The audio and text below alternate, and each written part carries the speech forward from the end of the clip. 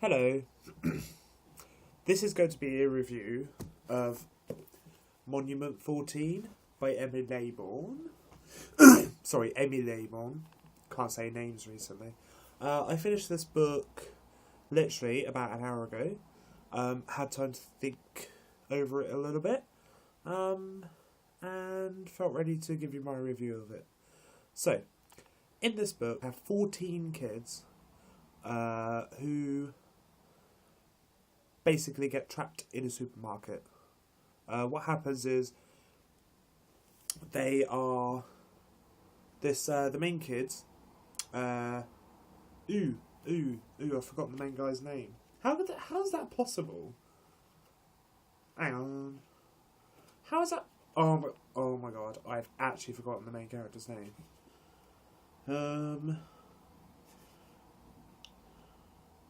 Alex. No.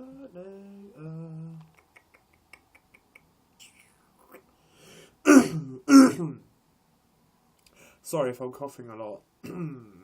I've not been feeling great recently. Oh, that's his name, Dean. Sorry about that. Really sorry about that. So, our main character, Dean, and his little brother, Alex, are running to get the school buses. I say buses, there's two buses. For some reason, they both go on a different bus, but it goes to the same school because they attend the same school. I know. Don't worry about it. Yeah, so they're running to get the bus, and they get on the school bus, and the bus goes. And then, while they're on the bus, it starts raining, and then it starts chucking down hailstones, and then the hailstones get bigger and bigger and bigger and huge, and start like smashing up the buses and stuff, and people die. And on the older kids' bus, Dean's bus, the bus driver, Mrs. Woolley, she's a bit reckless. She's got like a bit of a reputation for being a bit, there, focus. She just wants to get there, bang. I don't know what the word is. What's the word?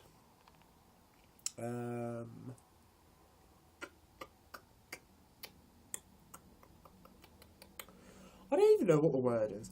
But, like, she's known for being a bit crazy and weird and spontaneous.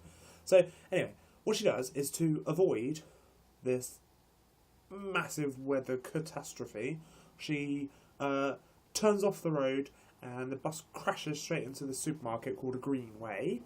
Yes, it's like a Walmart apparently. I don't know what. Well, I know what Walmart is, supermarket chain in America. But anyway, and on the inside of this book, you have a picture of the Greenway. I don't want to bend it too much, but yeah. So that is a picture of the play. I don't know if you can see that. Anyway, that's a picture of the supermarket which they crash into. Basically, these kids have to survive.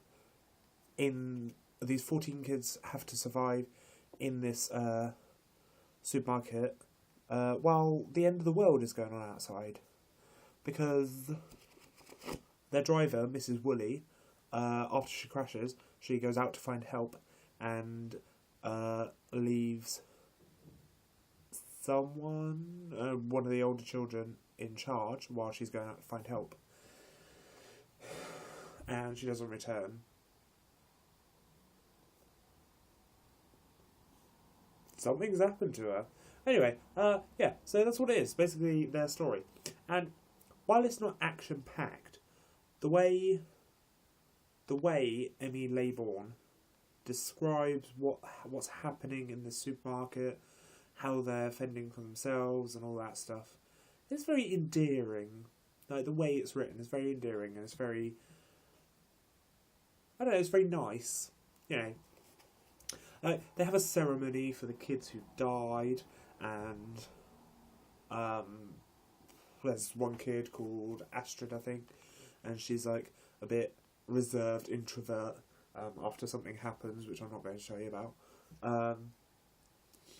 Yeah, and the main character, Dean, kind of like helps her out with her introvertedness.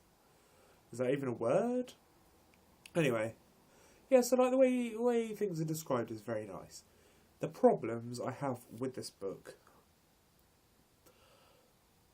are few, but they are big worries. The first thing is I understand that this story is being told through the eyes of a 14-year-old kid, okay? I understand that. What I don't understand is the way the book is written, okay? I mean, I'll try and find you an example. Let's go over here. Sorry, I really want to find you an example. Like, a few times I was reading it, somebody was saying, and I was just like, really, Emmy? Really? Like this, look. So this is a conversation between a character called... Well, between the main character, a girl called Chloe, and the main character, Dean... Oh, no, sorry, it's just between Dean and this girl called Chloe. So, I'll read you the bit I'm not... so anyway. Go get Alex. I don't have to do what you say. You're not the boss of me. I'm asking you, please. You're not asking, you're telling. No one likes a bossy bear, you know. If my wrists hadn't been rubbed bloody by the nylon ropes, I probably would have found this conversation amusing. Chloe, fair Chloe, princess of all that is good and kind in this world, couldst thou take a message to my brother yonder? She giggled. Say please, she baited. Oh, the prettiest of pleases for the prettiest of fair young maidens. Okay, she said, and dragged herself off toward the other kids. It was only then that I noticed that Baptiste was in his sleeping bag, just beyond where Chloe had been sitting. He was just lying there, staring up at the ceiling. Hey, Baptiste, I said, are you okay? He didn't answer. Apart from the whole thing with Baptiste and him asking Baptiste if he's okay. I mean, that's fine. That conversation, like, nobody likes a bossy bear. You're 14-year-old kids, like, you wouldn't say bossy bear, you'd say bossy boots, or you'd say nobody likes being told what to do. You wouldn't say, nobody likes a bossy bear. Yeah, and there's a lot of that in this book. Like, the way Emmy has tried to capture the way the kids speak to each other, is some of it's just really not. It just really doesn't work sometimes. And, like, don't get me wrong, I love the book, and the story is really good, and the things that happen to the kids while they're in the supermarket is, it's written really well, and it's very vivid.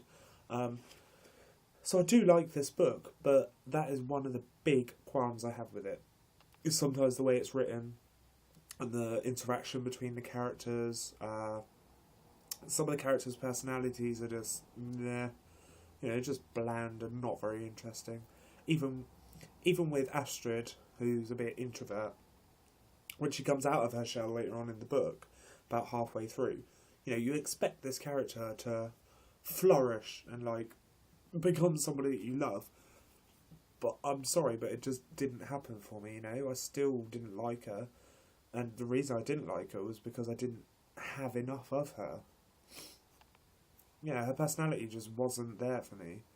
It was Emmy tries to portray Astrid's real personality when she comes out of her shell the best she can, but for me it doesn't work, and there's a lot of that in this book where, she's tried to do things and she's made a good go of it, but it just doesn't work. Yes, so that is a major thing this book hasn't pleased me about. I don't want this video to be too long. I don't want to natter on about this.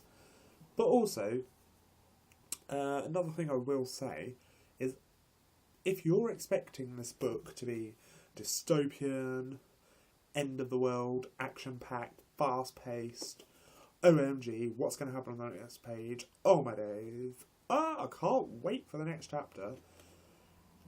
While it's good, it is not like that, It's not like reading Hollow City or Miss Peregrine's Open Beginning. It's not like reading... I read something else recently that was like really fast-paced, action-packed. It's not like The Hunger Games. you know, every turn of the page is like, oh my god, what's going to happen next? Oh, can things get any worse? You know, because of the whole nature of them being trapped in a supermarket, they're 14 and younger year old kids. They have everything they could ever want in the supermarket. They can do whatever they want because there's no parents, there's no adults. You know, it's not.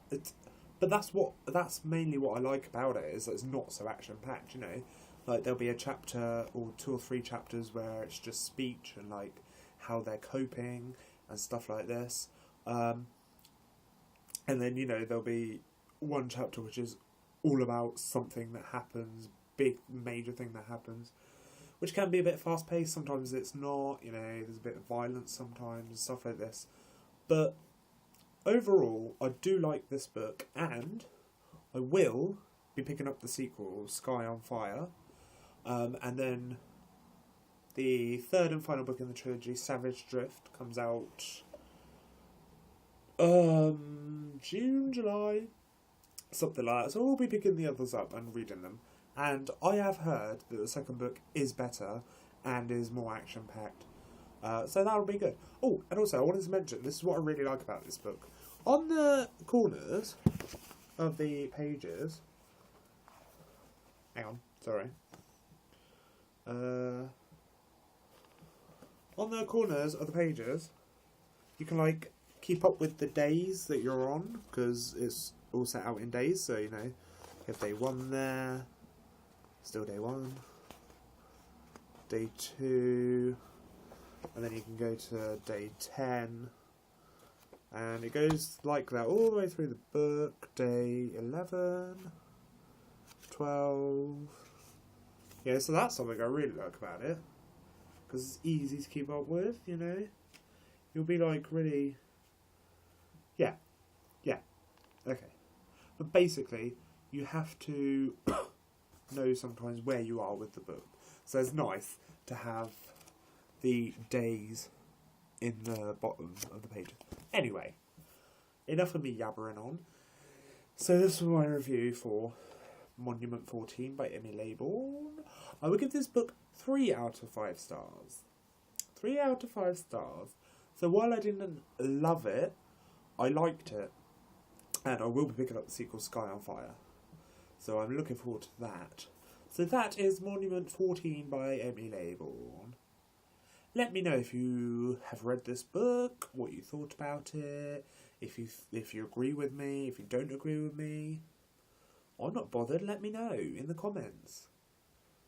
That's what I like. I like people to let me know about the book.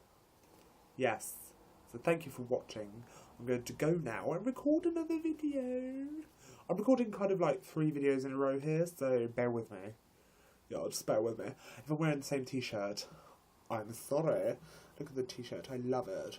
Anyway, so if I'm wearing the same clothes, sorry, but I'm doing like 3 videos at the same time. So yes, I will go now because you're probably getting a bit bored. Okay. Goodbye and happy reading.